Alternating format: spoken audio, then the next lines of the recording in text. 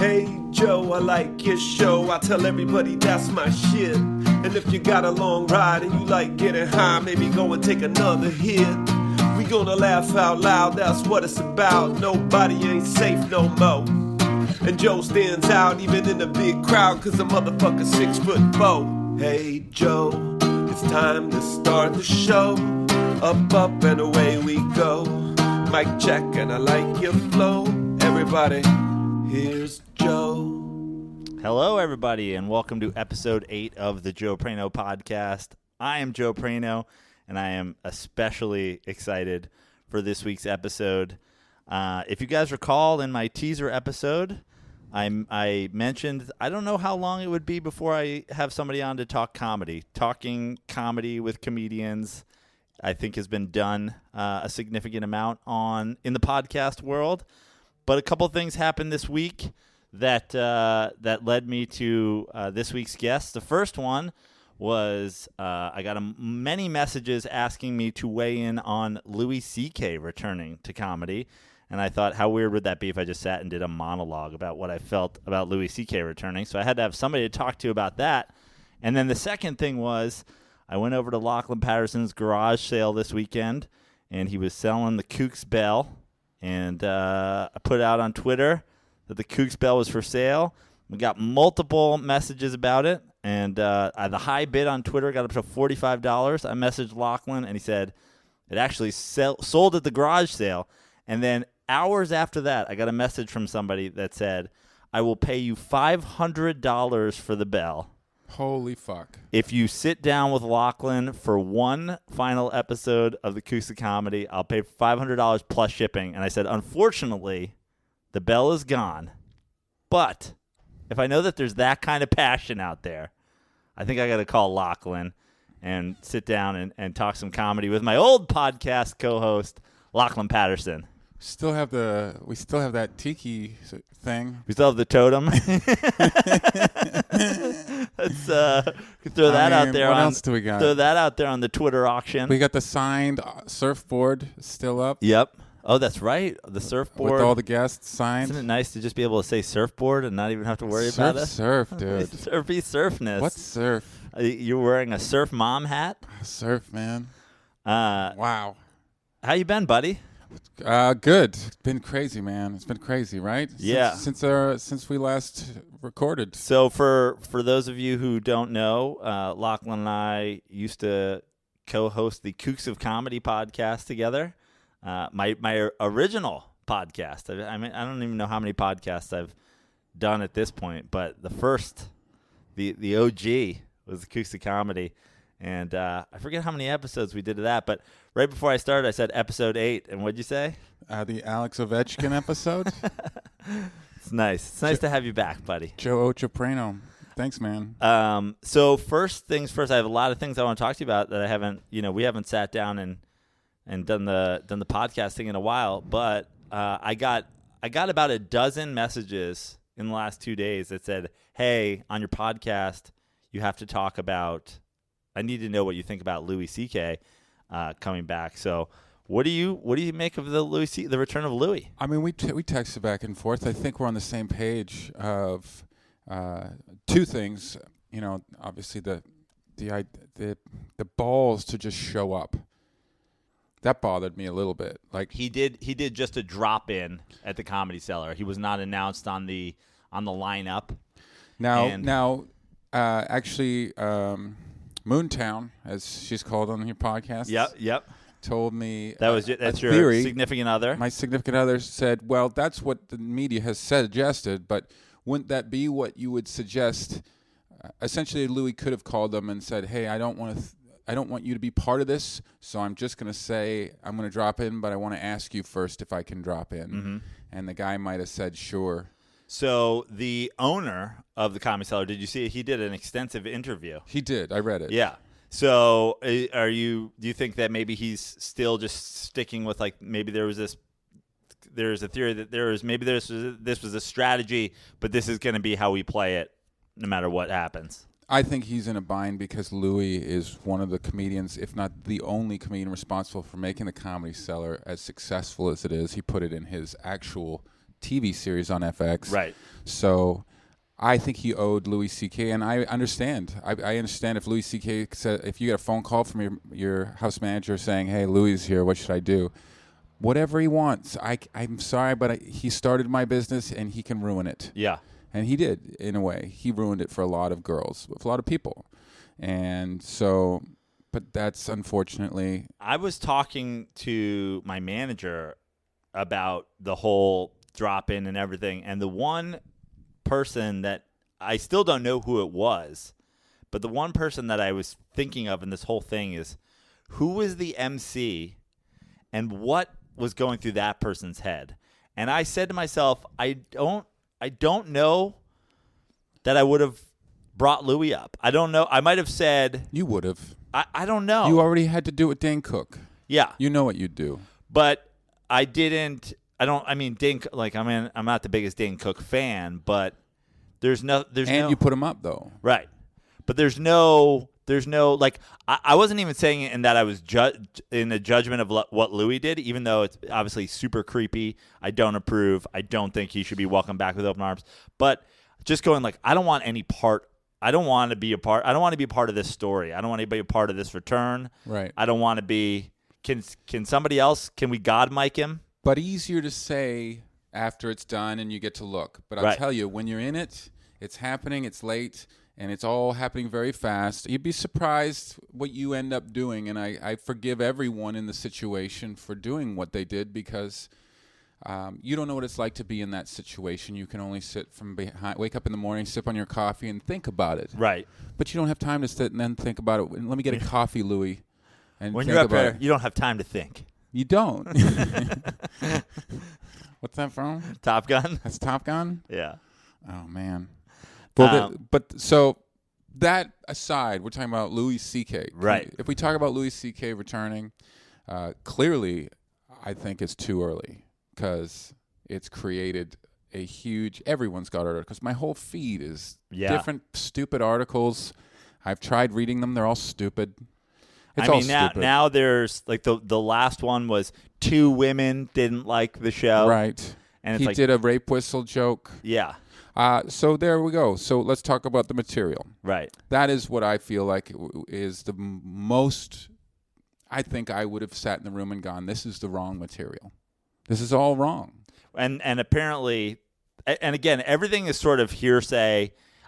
We didn't hear about it until Tuesday, and so you think, oh, this was a Monday night show, and we're hearing about it. But it turns out it was Sunday night, and he had done a show on Long Island before he had come there. Yes, I heard and that. But one thing everybody seems to be consistent on is he didn't say anything about it. His first joke, and I texted you, his first joke should have been, "If anyone wants to leave, I'm not going to stop you."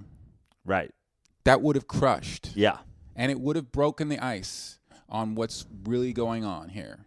Is you all are uncomfortable right now because I did something. Let me break the ice. Let me start talking about it, and so that you can feel more comfortable. That's what we do as comedians, especially if you have something weird. You know, like comedians who walk on, like Josh Blue. Imagine going on stage for the first time as Josh Blue. A similar thing where people feel uncomfortable. They don't know what to feel. You have to have an icebreaker. You have to have an icebreaker. And no one needed an icebreaker more than Louis. Right. Which it's sort of amazing. Everybody kind of agreed before the incident, before the story broke of the whole, everything he did, that he was the heavyweight champ. Yeah. That no one was bigger in comedy than Louis. How does he not know he needs an icebreaker? Amazing. Now, I have a theory. What about this? He knows. What about that? So my prediction originally was early 2019. He'll be back. He'll do the I'm keeping it in my pants tour, right, or the whatever. And what if he's just going to try to pop around for a while doing the material, working it out, and then that stuff, that 10 minutes or 15-minute chunk that's going to lead the next hour is the last thing that he reveals, or maybe he doesn't reveal it because that's the real story. That's the real material. We all know, like, when Chris Rock's hosting the Oscars or whatever, he's at the Comedy Store. He was trying these Oscar jokes. Jeff Ross was trying these roast jokes.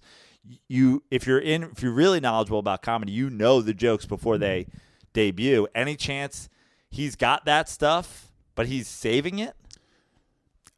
Two things are wrong with that strategy. If that strategy is his strategy, two things are wrong. One is that you're just making people angry waiting. It's like it's like leaving Tom Brady on the sideline for the first 9 games. Right. You're just going to make everyone angry, and then you reveal Tom Brady's going to play in the 9th game, and by the 9th game, what's everyone thinking? Well, fuck you. Right. I don't fucking want it anymore. I gave up on this team. We're 0-9. Fuck this. Maybe I'll watch. Maybe I won't. But I hate this organization. 2, Louis should already in the last 9 months be doing something to, like Michael Vick when he was accused and convicted of dog fighting, organizing dog fights. He took it upon himself to reach out to the people who were offended and learn why they were offended and to create a program to help these dogs and familiarize himself and educate himself on what he did wrong. And none of that was done in the last 9 months. Yeah. The tour should be to benefit those people. That night, all the proceeds from the show should have gone to abused women. Seems like he really missed a lot of opportunities to do anything. And it's almost like it sort of speaks to having the same ego. You have to have some ego to just go, I'm just going to drop in and start doing new jokes. It's a huge ego. A similar ego to, you want to watch me masturbate? Yeah. Yeah, exactly. You probably want to watch me masturbate, right? I'm not even going to ask. Yeah. The exact same ego. Yeah. Yeah, like he learned nothing. It is the guy who masturbates that went on the stage. It's the guy who masturbates during business calls. Right. What? Yeah. I've never thought, hey, this would be a good time to masturbate. What's amazing to me I'm discussing I'm discussing the routing for my Denver gig. Did you weigh in on Louis at all? Like, you're not big on Twitter these days. I'm not. I don't understand it. Did you say anything, Facebook, Twitter, anything like that? You're just like... I thought about just tweeting the entire set I would have done if I was Louis C.K. I thought that might be interesting. Like, we're all accusing him of doing the wrong material. Well, what is the right material? Right. So I thought of just, instead of sending it to him, because I really don't think he deserves it. He's brilliant. He should have wrote it already. Yeah. But maybe write it as, hey, man, this is what you should have done. And... and actually go through the that seems like what's the comedy website? That seems like a laugh spin editorial. Lachlan Patterson writes what Louis should have said. Right, and maybe that at least someone would fucking read it. Yeah, no one reads my tweets. Right, I got like 21,000 followers or something. I got like 8 likes. It's all fake. The only tweet that I had, I didn't send it, but the only tweet I had, and I really had to rack my brain on it, and I came up with, I think I can confidently say that no one's actually seen me masturbate. I think so too. I think in my life I'm at 0. Like, I'm not one of those guys who's like, oh, well, how about I just jerk off and you? I'm like, I'm just gonna. It's my me time. That's an alone project. That's my solo project. That's a good one. Yeah, I don't think I would want people to see me like that. Yeah. I had the joke of it's humiliating. It would be like forcing a woman to watch me assemble a barbecue. Right. I would never force a woman to... Can you imagine shoving somebody into a closet and then assembling IKEA furniture in front of them? You like all those extra pieces? You like all those extra nuts? You have an Allen wrench? So fucking in dumb. Your pants? It's fascinating. So, but at the same time, he is the most powerful man in stand-up comedy. He can do whatever he wants. And he's probably seen, that's probably worked on some women. It's probably worked on more women than it didn't. Yeah. I've heard of guys doing it. Oh, you just whip your dick out. Right, I've heard, yeah. And I've heard from a lot of women since this story broke. They're like, oh, this happens to me all the time. I'm like, who are these guys? The other half. Yeah. The other half. So, about now on to Lachlan Patterson. Has this, I feel like this could be not just the Louis thing, but everything that's happening in comedy. And I was thinking about it, just like people are looking to sort of out people as they tweeted this, they did this, he French kissed me and I only wanted lips kiss, and like everybody, I feel like you are Mr. Nice Guy. Has anybody called you up and been like, we really need a nice guy right now? What are you up to, Lachlan? We really need a knight in shining armor here. We need to squeak it clean. I mean, I grew up with an older sister, and I love my mother. I hope no women come forward. The only thing I can say that I've ever done, I'll just come out with it right now. One exclusive. time, right Joe here. Prano podcast exclusive. But I don't even think there's nothing wrong with this. Right. But maybe she did. In the middle of having sex with a girl that I didn't know that well, I just ran out the door. And I ran down the street, and I jumped in my car, and I drove home. Just something in the middle of it. I just didn't like it, and I ran away. And it's great because I'm a guy, and I can do that. At what? Hold on. Take me through like the actual. Were you naked? Did you run out the door naked? Yeah. No, I just grabbed my stuff and I backed out the door, and she was just like, she was confused. And was she like, "Where are you going?" Yeah. And you're like, "I just got to go." I just got to go. Exactly. I just got to go. And looking back, I'm very grateful that I'm a man and I can do that. And I don't know if a woman could do that. Right. That would be great if that girl, when you have your real moment, that girl comes out of the woodwork and it's like, that would be like Aziz. That would be like a double Aziz, where it's like, I'm not sure that this was that bad. He's like, well, he left in the middle. Like, that's your Me Too moment? He left in the middle? Good. I'm glad it's not a Me Too moment. Yeah. But that, I hope, is, only based on what I know, but who knows if I've just buried some horrible, insidious. Well, I was wondering because I've been thinking about, when I asked you to do this earlier today, I was like, oh, let me think about like some stuff, Lachlan, that we haven't really talked about on Kooks, or we haven't, talked about. But your comedy, and I kind of try to break it down. Like, you would definitely be somebody that would be categorized as like makes fun of the mundane, silly, right? And I try to boil it down to like a one thing, and I like the line I got was like, because people ask me all the time, like, what's your comedy? I never know what to say. Yeah. I'm like, observational. I talk about like relationships and stuff. I don't know. Like, but I boiled yours down to like, who are these people? Right. Like, who are these people that thought the George Foreman grill doesn't need an on-off switch? Right. Who are these people that are putting plates on their wall? Who are these people that are getting medium gas? Yeah, who? Like, who is like, it's this shadow figure that you don't know, but then you explore the thing itself. I do some whys as well. Yeah. I find why to be the best question for comedy, but who's great too. Yeah. But I was thinking about it. Do you have anything in your comedic past that makes you cringe now with the way people are attacking comedy? Like, do you have anything that you said that you're like, oof, glad I don't still do that joke? Or like, did you ever go like, oh, I should search for that one tweet I wrote about this? Right. God, I'm pretty ready for Disney. I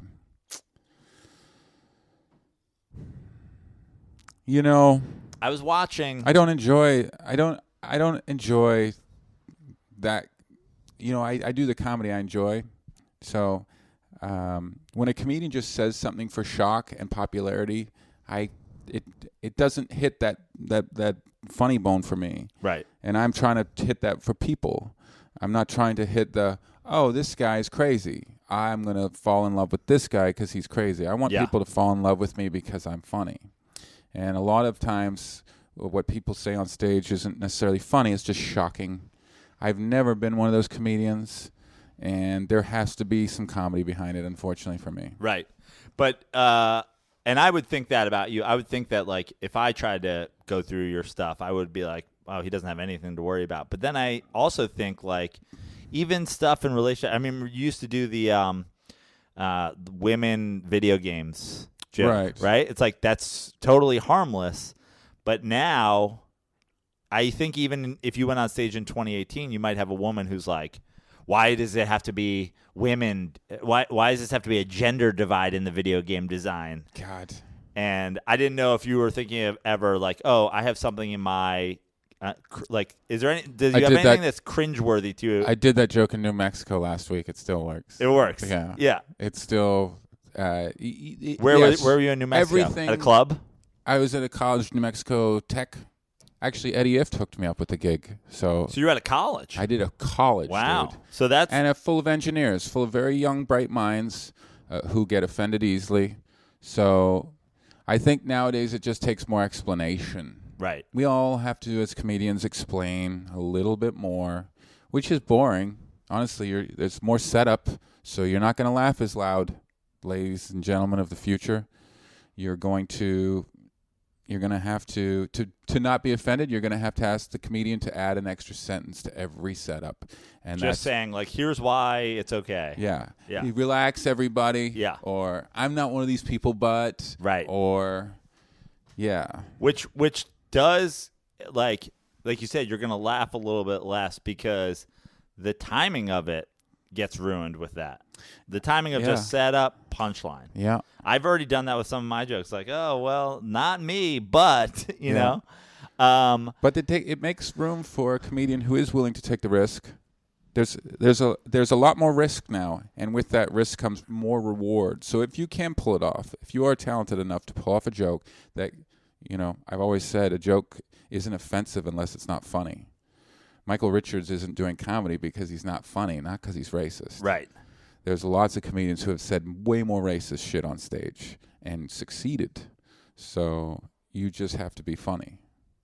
Now, you said people are going to laugh less. Like, people in the future are going to laugh less. And that's already something that is happening and being sort of promoted, this laughless comedy. I didn't watch the newest HBO special. Is it Drew Michael? Drew Michael. I've only heard about it from you and a couple other people, but from what I understand, there's no audience at all. Is that the no audience? In fact, there's almost like a white noise as well. Is he on a stage? I don't know. It's all black. It's all black. You can only really see his face. Really? Yeah. So it's like I don't even know what he's wearing. It's like a produced thing where it's just it's like a Calvin Klein commercial. Yeah. Yeah, it looks like one of those perfume commercials or those Calvin Klein commercials. Yeah. It's Gerard Carmichael directed it, so I look up to him as a comedian who's got 2 comedy specials and who is a prolific writer. But they call it a special, and they call him a stand-up comedian. Gerard called it a stand-up comedy special, but I haven't seen it listed as a stand-up comedy special. So, I tried to find it after you said it, after you mentioned it to me, and now I was working on like Apple TV or something like that, but I was house sitting. I was using somebody's HBO on demand. Yeah, and it wasn't in comedy. It wasn't an HBO comedy, and it wasn't. I was like, where do I find this? And I wasn't able to like type in and I was like, I'm just gonna watch Hard Knocks or whatever. But like, yeah, it wasn't. I don't know if that's on purpose or if maybe I just couldn't find it. But now, did you laugh at it? No. I didn't. That's the most serious answer you've ever given on any podcast ever. I can't tell. I can't. No, Your Honor. I did not. I can't. I mean, really. Can you read my answer back to me? You gotta respect it when someone doesn't laugh. That's you can't blame them for. You can't. When someone tells me they didn't think I was funny, I can't go, you're wrong. Right. I can go, oh, it's just not for you. Right. And there's tons of people like that. Do you think that there would have been a better chance of you laughing had other people been laughing at it? Had there been an audience? Yeah, there's a cadence and a rhythm and a timing that goes with the audience. The audience laughs, you pace. Drew Michael, he wrote these bits in front of an audience. Right. So in the special, he's timing it with an audience. And I feel bad for the guy because I know I've been doing it like 20 years. I can tell when someone feels like they're bombing. And there are times during his special where I can see he is not having a good time. Yeah. Well, have you ever been in a situation? I'm sure you have. You've been doing comedy 20 years. But at a party, in an Uber, at a bar, where someone goes, "Oh, you're a comedian. Tell me a joke." And I don't even kind of play along with that. I don't even go, "Here's a fucking stock joke." I go, "It's not like that." You know what I mean? I'm not doing. What if you can't say no, though? And how so? A TV executive says, "I want to put you on a show, a stand-up comedy show, and I just need to hear your final joke over the phone." I mean, I guess I'd have to do it. I did it once, and I felt it's funny you brought that up. That's exactly how it looked. Drew Michael's special looks exactly how I was on the phone. Yeah. Where you're trying to time it with a laugh that's not there. So you're inventing rhythm, which actors do too, but it's not fun. Right. You're not connected to the piece as much, and there's a lot of acting. He's acting. He's performing, and performing is half of stand-up. The other half is writing, and I honestly didn't really enjoy the writing. I didn't enjoy the writing, so the performing to me is lost. So it was like Hamlet. There's that. I've only heard from a couple of people about that. I haven't read a whole lot about like, oh, this is groundbreaking or anything like that. But you got to watch it. You got to watch at least 10 minutes. Okay. I did. Eddie Ift forced me as a hostage in his vehicle to listen to. He pulled it up on Netflix, but he was playing it through his radio. Listen to Nanette. Did you watch Nanette? I have not seen it. So this was... You've seen it or listened to it? I've listened to it. I've seen parts of it. Yes. But I listened to the majority of it under duress. Eddie was like, "No, you have to listen to this."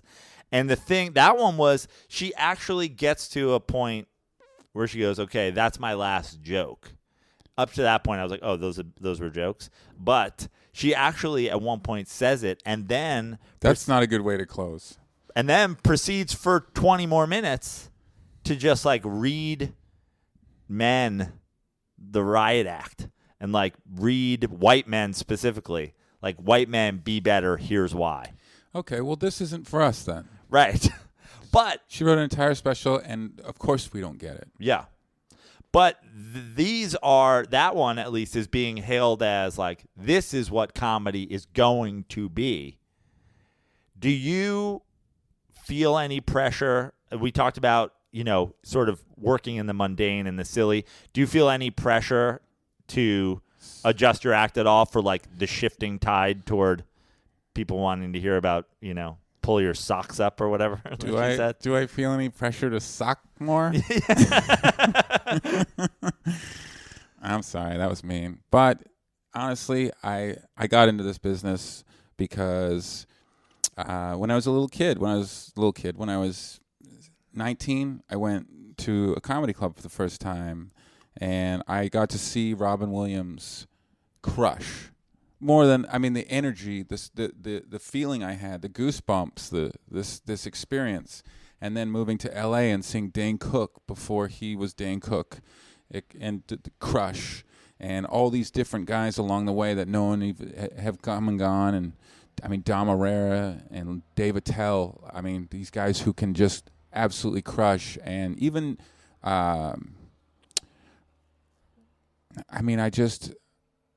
there's a feeling I get when a comedian makes me really laugh. Kathleen Madigan, they just hit you, and you're just shocked at how they just nail it, and you can't breathe, and you want them to stop. Right. And it's amazing. It's an amazing feeling. It's an emotion. And I think that is what stand-up comedy is to me. It's an emotion, and the word comedy, it's a laughter emotion, it's a pleasure emotion, it's a wonderful fucking feeling, man, and that's what I'm trying to give to people. I'm trying to give them this wonderful experience, and when they come to me after the show and say, "I was going through some shit, and I really appreciate that you did that for me. It's like therapy." That's what I'm going for, and I'll just keep doing that, because I don't think because that's what I want to do. I'm not trying to show off how Right. artistic I am. Well, and it's funny you should say that because, like, to me, you've had significantly more success in comedy than I have from, Last Comic Standing, late night spots, the whole thing. You're a national touring headliner, but when you're where I am, I'm trying to go like, do I have to do that because I haven't broken yet, and it's 2018 and this is shifting. But what made me say to myself, or the sort of, it was a very simple answer. I actually said to my phone, "Hey Siri, what is comedy?" Oh, cool. Yeah. So here, watch this. What is comedy? Okay, check it out. And then it was a genre of dramatic works intended to be humorous and make an audience and amuse or by inducing laughter. Yeah, that last two words. Inducing laughter. And it's like, I go, well, that's it. I'm just going to continue to try to make people laugh. That's what, by definition. So, like, the idea that we have by definition right now. Right. But they're going to probably change that. Yeah. They're going to change what that is. Because they got to change it now. Because that's not what's going on. You have to evolve that definition to include what is the #1 comedy special on Netflix doesn't give you a laugh. Well, then that definition is wrong. Right. Or is Netflix mislabeling things? It's a of course one moment show. It's a Calvin Klein commercial come to life. She's the biggest thing in comedy, Joe. You can't ignore it. You can't say it's wrong. It's a fact. It's like a tidal wave. It's here and it's happened. And it's interesting because it's sort of a bookend on that conversation. We started off with Louis and we ended with that. I feel like they're very much related. Like for one to, there had to be a shift. And for one scale to go up, the other had to go down. If Louis doesn't fall, female comedian that doesn't make anyone laugh cannot rise, right? Like, do you think that's that's very power balance? That's absolutely true, isn't it? I mean, if you're Louis, what a stupid time to come back, right? When Nanette is the #1 comedy special, when the white man's market, if you look at the Dow Jones on white people, right? It's sell, fucking sell. Yeah. And this guy walks in thinking everything's going to be the same as 9 months ago. Do you think about that in terms of your career, in terms of like what you're booking, what you're going out for, or is that something that's you're conscious of? I'm a white dude. Of course. And you're conscious of it? You're just going to keep doing your thing, or is there do you make any sort of adjustment to anything? I mean, obviously you're not white. You can't, Joe. You can't be anything that you're not. Right. I'm telling you, you're going to slow your progress down if you try to adapt to the culture of stand-up. You can only be you. I can only be me. At the same time, you take jokes about what's going on in the world, and you make them yours. So keep taking all the new, keep up to date with the material, but sift it through Joe Prano's filter. Yep. Always. Don't try to change your filter is what I'm saying. And so I have a joke about the challenges of being a white man, right? Because I feel like that's kind of funny now. Right. And people get all uncomfortable. And so, but I just, I have my own sort of lighthearted way of looking at it. Black people got to worry about getting shot by the police. I got to worry about getting a promotion before I'm really ready for it. And so,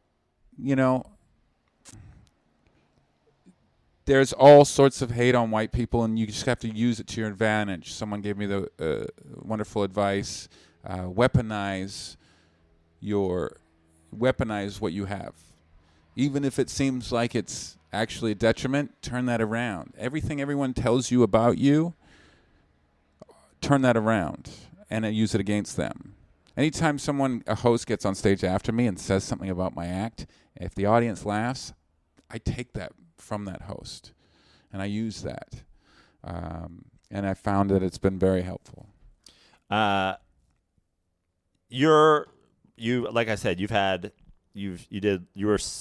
were you officially the runner-up? You're the runner-up on Last Comedy Standing. There can be correct? 2 runner-ups. There's 2 runner-ups. They didn't give you a silver medal? They didn't give me any There's notice. no trophy whatsoever. There's no second place in the season I did. There was only not the winner, and there was the other 2 of you. They went from 3 to 1. Is there a part of you that goes like, what's Rodman, who won that season? Do you keep tabs on him? Oh man, that show, as much as I love it, I don't really consider it a bar on my career anymore. Right. I feel like it was wonderful, and if people come up to me and say I loved you on it, or whatever, if they bring it up, I engage them. But I really don't think about that show anymore. In fact, the less I think about that show, the more I'm able to move forward with my career, and I'm trying. Of course, it's still probably the biggest credit I have, but well, you have. I was going to say the reason I brought up you have Last Comedy Standing. You did the Tonight Show when Lena was the host. Yeah. You did the Late Late Show when Drew Carey was guest hosting. Yeah. You've got. You have your comedy special now is on Stars. It's on Stars. That's the one you filmed here in Venice that we talked about a lot on the Kooks. The Black Netflix. Is it the Black Netflix? Have you seen a bump from it going on to Stars? Have anybody reached out to you and said like, "Oh my God, I saw this dude on Stars"? Like, do you get the random? No, but I promote it as much as I can, and I hope to work with Stars one day on another project. So I hope that Stars enjoys it. I don't even get paid for it. Between you and me and everyone you're listening to, I haven't got a dime from Stars. How does that work? That's why I don't have an agent or a lawyer anymore. Right. It was a really bad deal, and so no one even told me it was on Stars. I found out it was on Stars from an Instagram post. Really? Of me, and it said available new now on Stars. Black Netflix. And so I have a relationship now with Stars, which is great. They don't really know me, and I don't know them, but when I have a project that I want to sell them or work with them on, I'm going to meet with them and say, hey, I don't know if you know this, but I'm on your network, and I'd love to meet with you. But and they're like, hey, we don't know if you know this. We got the last one for free, so. Yeah.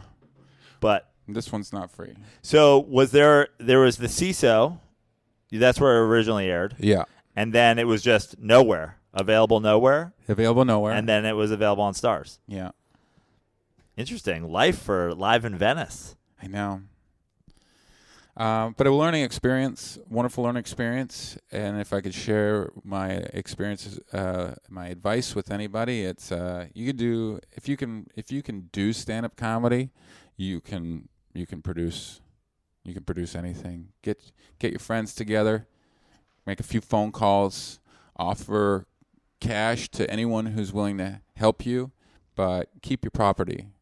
Keep your property. Right. You don't need to have somebody else own it. Yeah. So the reason I bring all that up is because, like I said, you have a long list of credits. You tour all the time. The one thing about you and having done the Kooks with you, everybody always wants to talk to me about Lachlan Patterson. They're always like, "You still surfing with Lachlan? How's the podcast going?" People do that to me with you. Really? Yeah, you're on my New Mexico gig. He hosts a podcast with Joe Prano called The Kooks Comedy. So New Mexico Tech knows about you. Every time, like literally everywhere I go, especially in LA, and I see people who are friends with you. It's always like they always want a Lachlan Patterson update. And the reason is I've noticed, like, I've never found any single person that has in comedy that's talked negatively about you. Oh, yeah. And I'm sure that that's not true with me. I'm sure that there are people out there who are like, Joe Prano's a fucking asshole.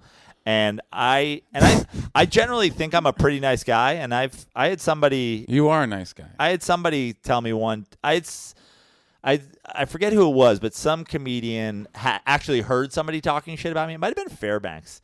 Heard a comedian talking about shit. He's like, "What? You have a problem with like the nicest guy ever?"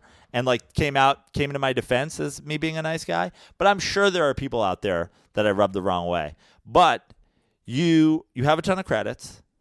You're seemingly I have a couple. loved by 100% of people in comedy. Possibly. You are That's probably true. you you are a very good looking guy, as I know you like to be brought up on course. stage. Why aren't you bigger? Oh, man. That's a good question. I wish someone would tell me the answer to that. I work hard, but And you work hard, and you write a lot of jokes. God, Joe, I don't know. Can someone tell me? It doesn't. I can't blame anyone but myself. I'm sure I don't work hard enough. I'm sure I don't write enough. I'm sure I don't collaborate enough, and I'm sure I don't have enough connections in the business. When I do meet people in the business, the talk is amazing. They're like, "Oh my God, this is going to happen, and this is going to happen." And I always hear people like, "Oh, like it always starts with like, you guys hang out, you surfing, how's a podcast? Oh, we're not doing." And it's always like, he's such a great joke writer, so funny, so smart. It's like everywhere I go, it's just like waves of Locke compliments. And then I'm like, great career. I mean, we're sitting in this house that you own here Yeah. in Venice. I mean, you've certainly made a fantastic career for yourself. But I look at you and I go, I mean, kind of under the radar. kind of under the radar. When there are other people out there who, and you know me, I'm a hater. You Yeah. know, I go, what the fuck is this guy? How You're is this just guy? You're just a New Yorker. That's all. It's Yeah. You're just a little more abrasive because you're in a thicker melting pot. I mean, And the West is. It's funny because I feel like sometimes I get more offended that people I think are funny aren't more successful than I get offended that I'm not more successful. Like, I'll watch somebody have their Netflix special. And I'm like, this guy's got a Netflix special? Why doesn't Lachlan have a special? Why doesn't Fairbanks have a special? Why doesn't, Brett Ernst have a special? Why Yeah. doesn't Michael Costa have a special? I think about all the people that I think are funny. And I go, What's true about all of those guys? white dudes? I mean, I don't want to pull race in, but they are all the similar looking guys. They're very similar looking guys. It's hard. It's hard because you've got John Mulaney, Right. And you've already got front runners. You got Anthony Jeselnik and John Mulaney and Mike Birbiglia and Daniel Tosh, and there's a lineup for us, and those guys you named were not at the front of it. The lineup for other shapes and sizes are shorter. There's comedy needs to be unique, and as a comedian like me, maybe the reason I'm not doing as well is because I'm not unique enough, and I have to come up with a way to be more unique, and it's on me. I'm not blaming the color of my skin. I need to come up with a uniqueness about me, something that separates me not from black comedians and Latino comics, other white comics. I got to be different than Costa and Fairbanks and Ernst and so forth. And maybe we're all talking about the same shit. Yeah. I know I'm not talking about the same shit as Fairbanks. Nobody's talking about that shit. That's the thing. And you're not talking about the same. You're certainly not talking about the same thing as Brett Ernst, Right. right? Well, and yeah. And I think you're like, again, I think you live in the silly and you live in the mundane, and I think I certainly am doing something when I do a premise that you literally said before you avoid doing. You're like, I'm not saying this. I'll say my premise a lot is my premise is going to piss you off, but by the end, I've convinced you why it's funny. I love those. Yeah. And Bill Burr does that. And too. I more and more, especially in 2018, I deal with like, I make a joke. I have a joke about how I can't date a girl with a sleeve tattoo. Right. And pearl clutching. Yeah. By people who don't have sleep. It's like, how dare he? Yes. And then it comes around and here's why, and blah blah blah blah blah. I'm old, and when I was the people who are listening to this podcast probably know the joke, but you enjoy the hole and digging yourself out of. I love watching a comedian do that. I get uncomfortable in the hole.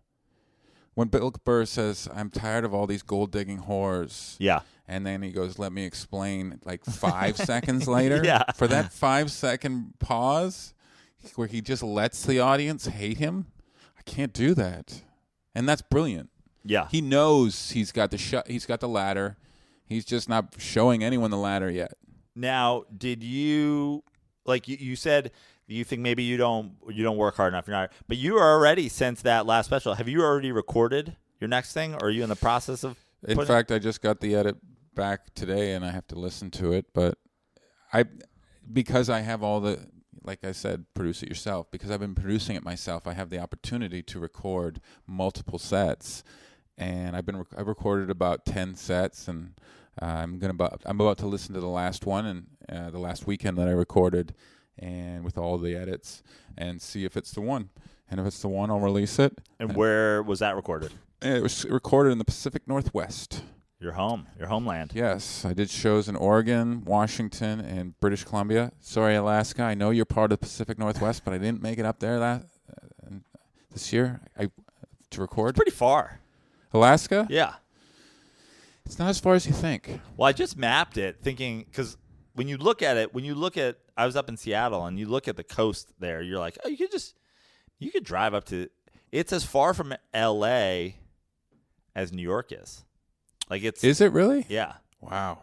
Okay. I think it's farther, actually. Is it further or farther? I don't know. Further. Further. More farness. More far. So that's an hour of comedy? It's an hour of Lachlan Patterson? I think it'll be like 45, to be honest. I might throw in some. So I did a bunch of new bits as well. New bits? Yeah.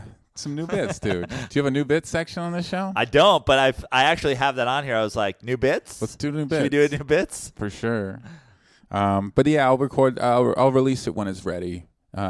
Before 2019 is my goal. And I haven't got a name for it yet. I've shopped around a few. I think you even know I've shopped around a few with you. But I'm really excited to get it out of the way. Can you give us a name that you liked, but that it won't be? Can you just give us the realm you're playing in? What did Jokes I Chop Wood To? Is that Jokes to Chop Wood To was one that Moontown's been turning down every time, so I can't do that. She hates that one. I had what else did I have? I was gonna call it Bananas, but there's already I think an album called Bananas. And Bananas would be the name of your bunny. Yeah. Is she referenced in the comedy? Yeah, it's a he. He, sorry. It's okay. Everyone thinks all bunnies are she's. And everybody thinks all dogs are he's until you correct them. Usually comes from what you have, right? Like I now have a female puppy. Yeah. And everybody always goes he, and I'm like she. And I never did that before. You know what I mean? Right. But Vince, everybody's like, what's his name? I'm like, Vince. And he and she is something that we invented. Yeah. But we put it on our dogs as well. Really, the dog doesn't know. The dog's cisgender.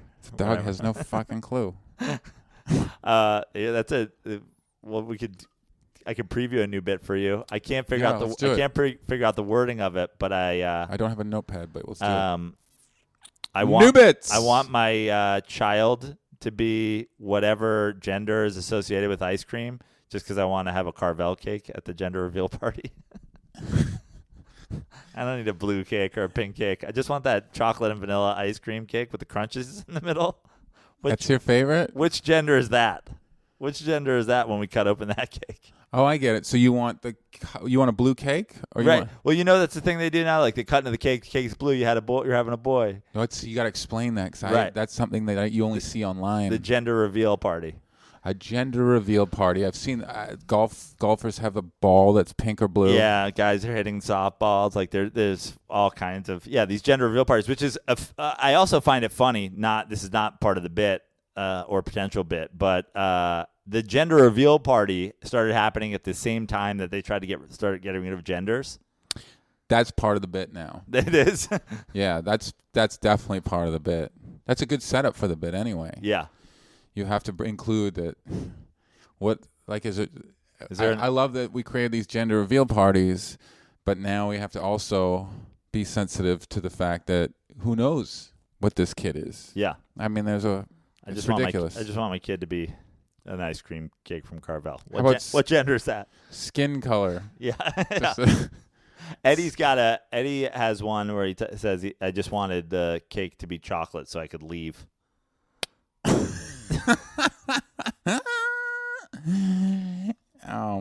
That's an Eddie If joke. That's a classic Eddie If. That's pretty fucking Eddie. That makes me laugh though. It makes me laugh. It made me laugh. Yeah. You know what's funny about laughter that I love to say is that it's not something you control. If you laugh at a racist joke, that's it. It was funny to you, and it's so wonderful that you can't control it. It's something that is just it's wonderful, and I don't think there's anything like that. I also think, isn't there something to being able to laugh at somebody else saying it? Like, I often laugh at, I would never say that. And it happens with Eddie a lot. I laugh that he's saying it. Yeah. I laugh that he would put the words together and say them publicly into an amplification system. It's so much more funny that it's Eddie. Yeah. For sure. I agree. And it's like that. To me, when I'm watching comedy, I never think at all that my laughter is somehow tied to me supporting this person's message. Please, oh man, how many times you got to tell an audience these are jokes? But it's such a wonderful experience. Jokes, people. They're just jokes. I heard a great one about if you get your phone wet, put it in rice. You told me this one. Yeah. I forget whose joke it was. Tell me the joke. I forget whose joke it is. He or This she is someone said. else's joke. Yeah. If you get your phone wet, you're supposed to put it in rice because rice attracts Asian people and Asian people can fix your phone. Which is fucking hilarious. And also stereotyping Asians as Enjoying rice? Being good with technology? Yes. So you laugh, and then you're like, well, those are stereotypes. Should I be offended? Well, I can't. It's not my fault. Yeah. I just laughed. You caught me off guard. And some of my favorite jokes, unfortunately, even as a kid, it's such an innocent thing, laughing. So quit trying to make me racist for laughing at a great Native American joke when I was a little kid. I just love to laugh, and I've never thought I was better than Native Americans. I've never thought I was better than black people, Asians, whatever. And that's what's important. So, in fact, I've always thought I was worse than black people because I always just wanted to be an athlete growing up. You know what I mean? Yeah. So I was like, I looked up to black by the way, people that's a more than white stereotype, people. And, but you don't get to say that even anymore. right. You can't even say it in a complimentary way. I always looked up to you guys because you were physically bigger than I was. Because our ancestors bred black slaves. It was a horrible thing. We do the same with fucking horses, man. White people are the worst. I joke that I'm not even comfortable sleeping in a master bedroom. See, that's good. Right? And that's essentially I walk a safe line. I don't walk the wonderful daring line that some I think other that's the comedians- problem with audiences these days too, is because maybe it's just that being in comedy, like I've never let it go, but I'm just there. It's totally reactionary. Yeah. I'm just reacting to what somebody's saying. And I think too many people are now in their heads about whether or not it's okay to laugh at it. It's okay to laugh at it if you laugh at it. Yeah. And then, if you want to, you can even laugh at it and then be like, not sure I am comfortable with it. Not sure I want to be this guy's friend who writes jokes like these. Isn't that wonderful, though? Doesn't mean that I don't think it's funny. To laugh and then doubt your own self. Like, what kind of a person am I that I laugh? Yeah. I love that. You're normal. It's nothing wrong with you. And quit blaming us for your uncomfortability. We just gave you an opportunity to laugh, and if halfway through that laugh you changed your mind, it's your problem for not relaxing. Right. Just relax. That'd be a funny thing to say at the end of all your jokes. Yeah. Relax. Relax. Just jokes, people. I got a new bit that I've only tried on my girlfriend, and I love it, and I'm sure it's dumb.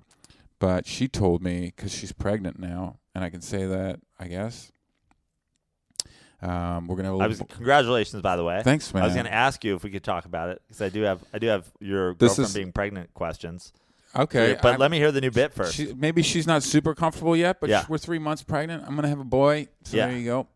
But I saw your girlfriend, and she's clearly pregnant. Yeah, and she's trying to. She's just shy. You know how shy she is. Yeah. So she told me the other day that your baby, when it's born, cries in the accent of the mother.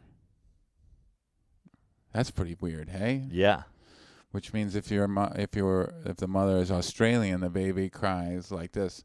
Wah wah. Wah wah. Hey? Wah? Aye. That's great. That's all. You got to do. Yeah, you just have to have 2 more of them now. Wah wah. Two more. Oh, accents. Yeah. Yeah. I just got the Aussie one. You should. I watched a Guy Pearce movie, and I just noticed they always they go up on the last inflection. Hey. Yeah. Well, I like that. That's good. Okay, good. Also, any Australian bit, this is always killer. Yeah. So you're gonna be a dad. Congrats. Thanks, buddy. Who Maybe. Are knows? you having it for the material? Are you having a kid for the new bits? It was an accident, but I am looking forward to the When it comes out, you should go new bit, new bit. new bits. So I should name them. Yeah. Just new bit. Are you looking forward to being a dad comic? I said when we were setting up, I feel like you're my dad comic. I Yeah. feel like you're my comedy father. Well, I feel like I have a lot to share. I don't know if I have a lot to share with a kid. I definitely have a lot to share with comedians. I love helping comedians, and if even just in the way that I was guided, where I come off stage feeling like it sucked, and some comedian just walks up and said, "Hey, I really like that bit." If you could say that to comedians, and you are honestly saying that, it encourages them to keep digging there. Grant Lyon, I did a show last night with Grant Lyon. He did a bit about his dad was a historian, specifically worked only on who are the 2 guys who traveled across America? Lewis and Clark. Lewis and Clark. So whenever he was trying to tell his son advice, it was always based on his Lewis and Clark history, right? So right away I'm laughing. And then he goes into a really quick bit that the punchline is Sacagawea. And I felt like I laughed like you just did at the setup. So, and he said goodnight, and that was the end of the bit. I'm like, man, you got to keep digging. And he's like, I can't. I've tried that bit so many times. I'm like, so I gave him the advice I always have, which is people don't know anything about Lewis and Clark. Use that to your advantage. Yeah. Don't go digging up information on Lewis and Clark on Wikipedia and trying to find comedy there. It's exhausting. Go on what people think and what you think about Lewis and Clark, about that time. It's fine. Talk about canoes. Right. Talk about, hunting or whatever. It doesn't have to. I've been doing these period comedy pieces. I don't know if you notice. I do these shows once a month. Like where? Stand-up when? Yeah. And they send you a time period, like 1902. You're going to be a comedian from 1902. And then I go, okay, great. So I go digging up on 1902, and I go on stage a month later, and it sucks because they don't even know that in 1902 women were burned to the cross or whatever. Right. You just have to guess what they're gunning. You're almost better off just doing what you think you know about 1902. Right. And as I was bombing, I said, did I get the candle yet? And that gave the audience a laugh, and I said goodnight. So that I learned was candles. Yeah. That's what they fucking know about 1902. So that's what we know about Lewis and Clark is candles. And if we know that little, then it makes it easier. Yeah. Anyway. But I think, we were just talking about it before, like, maybe what's the thing? It's like, maybe this is what you've been waiting for the whole time. Like The kid? The kid, your dad, the dad. You see a lot of dad comedy. Mm-hmm. Lachlan Patterson dad plus the minutia of the silly, this could be, it all comes together here. Start wearing the kid on stage like a Hangover style, like in the Baby Bjorn. Bunny in one hand, baby in the other. That's your comedy album cover. You've always given me good comedy album advice. I think, obviously a kid, there's going to be a ton of material, right? Yeah. He's going to say shit, and I get to have that. But it's all been a very big surprise to me. I'm very surprised that it's even lasted this long. I've always assumed that this would I'm too old for a kid, and Right. I never thought I'd have a kid. I've always thought, I'll just be one of those guys who doesn't have a kid. Better for the environment. And maybe if I become successful, I'll adopt a kid and I'll donate a bunch of money to kids foundations and be Right. that guy. And then all of a sudden I go on a road trip for 36 days. We come back. The day we come back, we get a pregnancy test. We're pregnant. If this van's a rockin'. Oh, dude. I don't know how that happened, but Don't come a knocking because the bunny will be very upset. It hates knocking. Bunny hates it. It can hear you coming. um, The bunny can sense you.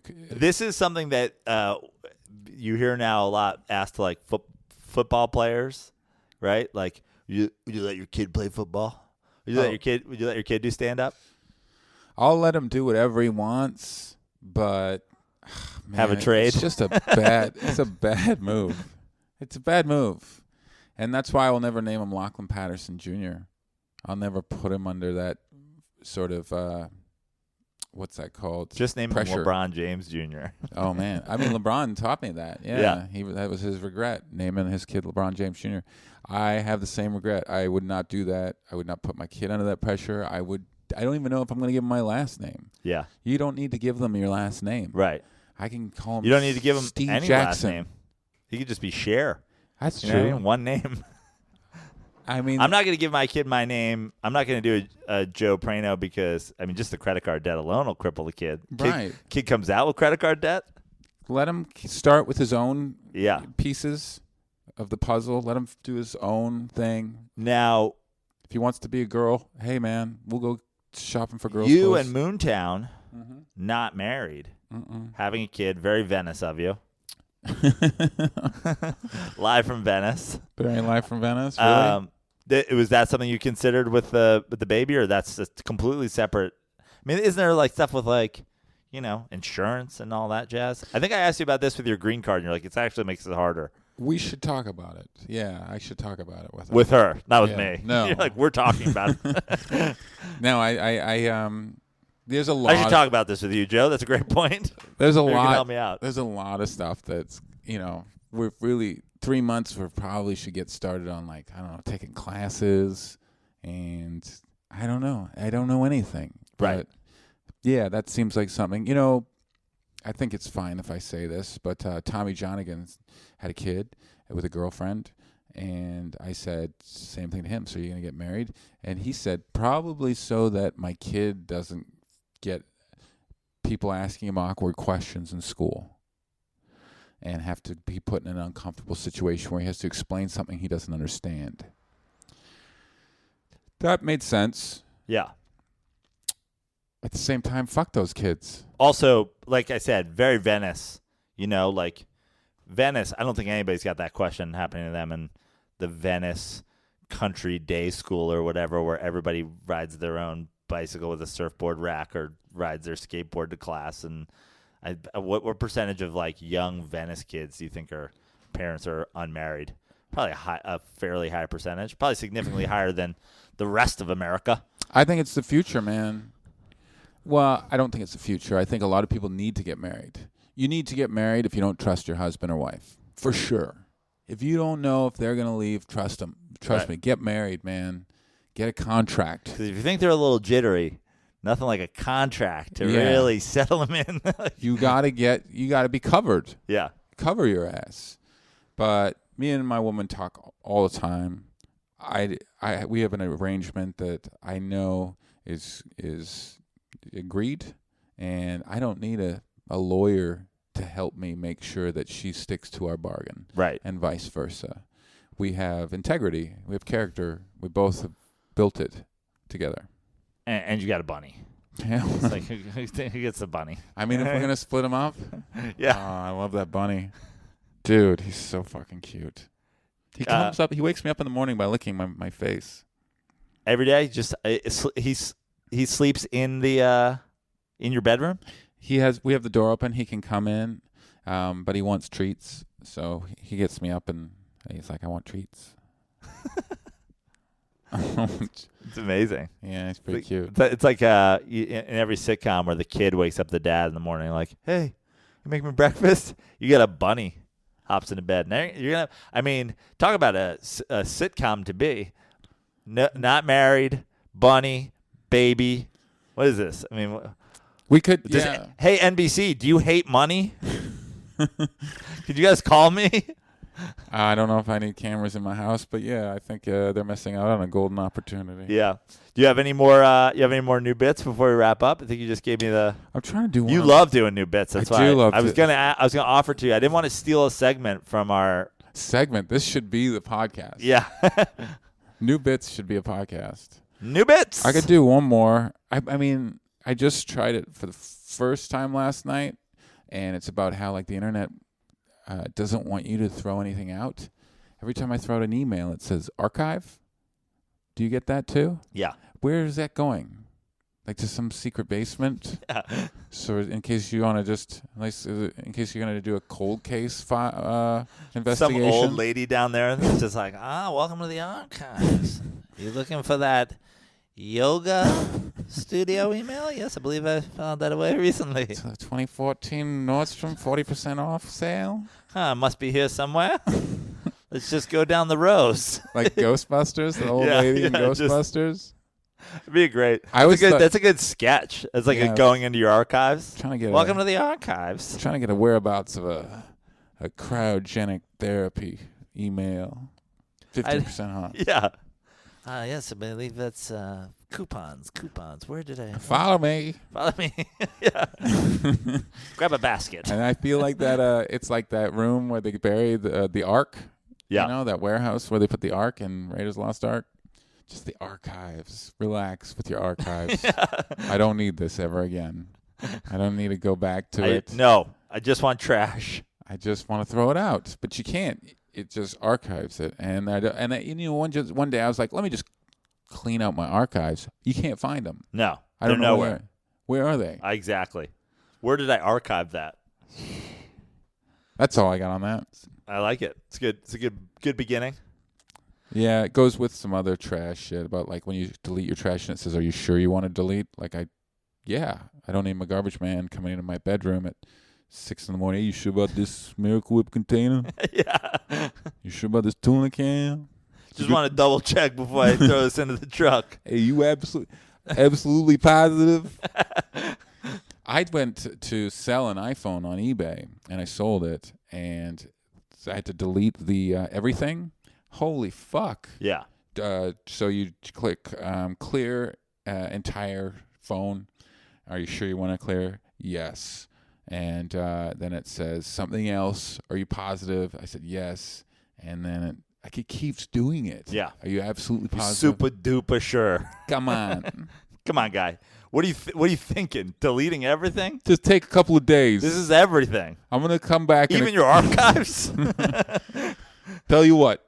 I'm going to shut down. You call me in 2 days. If we still want to do this, we'll do this. Yeah. No, I just want to fucking do it, man. You have to have two different fingerprints on there. Turn them simultaneously. How do you get that deep into deleting the entire phone by accident? You know what? I'm just going to throw this in the toilet. Like just pocket. Then it'll definitely be gone. How do you pocket delete the entire phone? Yeah. That's good. It's stupid. Yeah. It's so dumb. But I don't think they want you to delete shit. That's the thing. Right. They want you to keep everything. Of course. Yeah. You ever take a photo and delete it? That's where your archives are. Your archives are somewhere. And some guy's like, "Oh, you thought you just archived that? Yeah, you did. You archived it into my fucking my server. It's mine now. I'm mine. Arc Cloud of archives. Clouds move. Yeah. Clouds disappear. I have a thing now. It's almost like new bits. I've been sending them to friends. I got to get you on the list. My unsent tweet of the day. Because now I'm so afraid to tweet things that unsent tweets are way better than unsent tweets. tweet. And I send it to people and I hashtag unsent tweet of the day. I got to get you on my unsent tweets list, but I had one today. I'm going to start saying them on the podcast, I think, because I learned something from Chris Wilde. He has no social media, barely, but he goes on podcasts and says the most horrible things that anybody ever says on podcasts. And he works regularly in Hollywood. No one's listening to these podcasts. Yeah. No one of importance. No. And the people that are listening know how to keep secrets. Yeah. So here's my unsent tweet of yesterday was, did you see this Cosmopolitan cover there's a Cosmo cover with a obese girl on it? I did not see that. She's gigantic. And people are like very excited about it. This is a turning point for women. There's a gigantic girl on, and so Unhealthy? oh yeah, she has a tattoo of somebody's face on her arm, and I'm not What? joking. Yeah, and I'm not joking. That person's face is bigger than your face. What? Yeah, she's big. What? She's morbidly obese. Wow. So my unsent tweet was that picture saying, people are really excited about this Cosmo cover, but I don't know who either of these girls are. That's good. I like it. Because she's two people. She's massive. Guys, are we on? Okay. So that was my unsent tweet of the day. And That's how I laugh, by the way. Yeah. I go, that's good. That's good. I sit there and watch comedians all day, and I go, that's good. And then this other bit that I'm working on, I just tried this at Poncho's on Monday. It came up while I was talking to Ruther on Dirty Sports, but you remember the bit I had about sharks and why do people bring up the worst thing that could possibly happen to you while you're serving? So it does okay, but I started talking to him. We got into a conversation about his mom wouldn't go in the ocean when she visited, but they went to church on Sunday. So I did some research. Do you know, this is real facts, 100 times more likely to be molested by a Catholic priest in America than you are to get attacked by a shark? Wow. 2 people a year get attacked by sharks. 205 people accuse a priest of molesting them. On average, a year in the last 50 years. And I'll throw out another probable stat here. Everyone reports their shark attack. Yeah. I mean, fuck. Yeah, there's no one there who's like, oh, maybe I was asking for it. I'm not going to mention this shark attack. Oh, man. What happened to your arm? I fell on knives. I fell on a knife rack. You never are going to waste an opportunity to tell people you were attacked by a shark. In fact, I'll bet Is everything okay? You seem a little weird lately. Ever since you were in the ocean, you seem really bloody and full of teeth.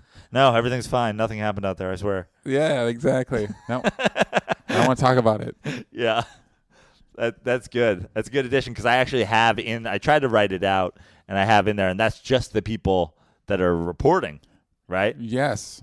Everybody reports their shark attacks. Yeah, there you go. Yeah, that's funny. The act out of the uncomfortable talking about a shark attack is so great too. Yeah. Like, I don't want to. You were at the ocean on Sunday, and No, I wasn't. Been a little quiet since then. No, everything's fine. Just leave me alone.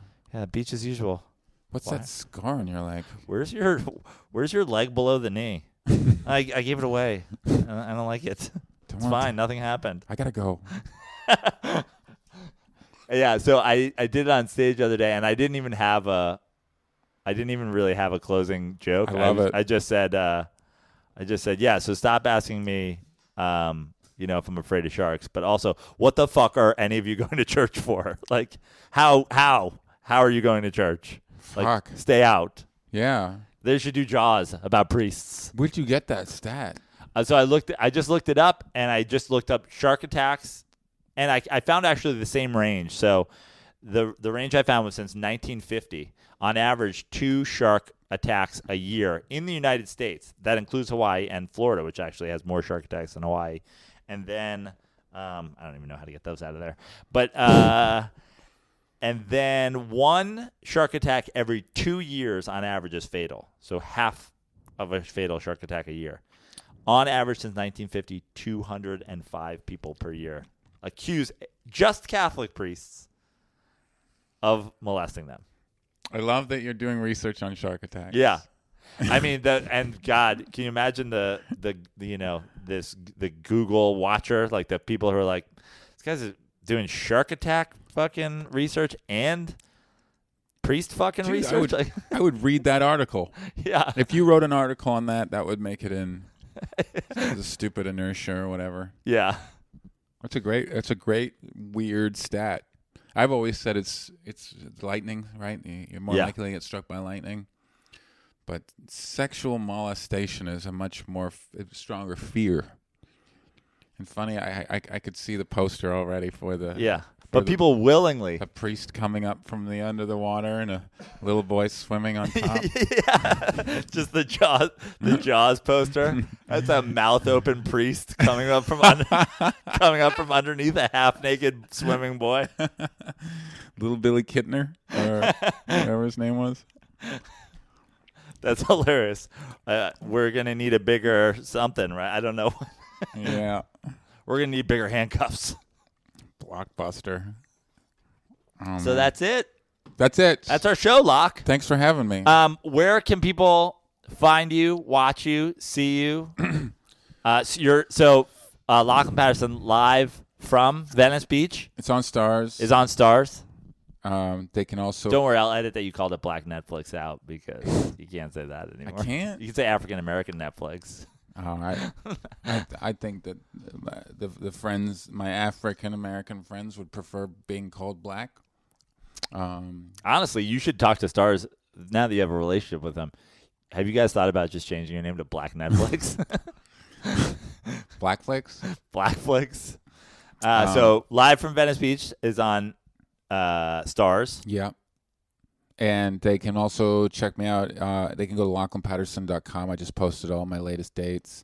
I don't have ticket sales for all those Atlantic Canada dates yet. I'm hoping they'll open the tickets for Atlantic those. Canada? Yeah, I'm in Halifax, Newfoundland, New Brunswick, Prince Edward Island. But I'll be in the Stir Crazy Comedy Club in September, I think, in Arizona, Glendale, Arizona. So if you're in Arizona, come by. And I'll post everything on that site. So log in. And if you enjoyed new bits and you enjoyed general convo about comedy between Lachlan Patterson and I, there are 130 something, I think, episodes of the Kooks of Comedy out there. Comedy, dude. So I know there are people that haven't listened to the Kooks of Comedy, and I'm sure a lot of my audience is also Kooks of Comedy fans. But for those of you who are new, found me through whatever else, go check out the Kooks of Comedy. Have you been surfing? Surf. Ding. It's been small. Is your lady okay? Is she She's allowed got to a surf? wave storm. She's surfing still. Can you believe Wow. that? 3 months pregnant. Surfing for 2. 3, dude. We rode a wave. All 3 of us rode a wave together. Really? How corny is that? Yeah, she's still surfing. The waves haven't been good. You hoisting her while she hoists the bunny? Surfing for 4? 4, dude. That's your album cover. 4. In a barrel. Yeah. Chopu. Just, the beauty of Photoshop. Yeah. So, LachlanPatterson.com, at Lockjaw on Twitter. And Instagram. Mm-hmm. Is the Instagram bit still not ducking? Are we still not ducking? I haven't done no ducking in a long time. I think since my trip I think my last one was in Bend, Oregon. I just felt like it really hasn't got a lot of evolution in it yet. But if ever I see an opportunity to pull it back in, I will. I just got new xylophone sticks, so I'm excited about busting that out again. And I think the xylophone stage. I remember tweeting only about your bowel movements. yeah. I remember xylophone, the bunny, no ducking. You had I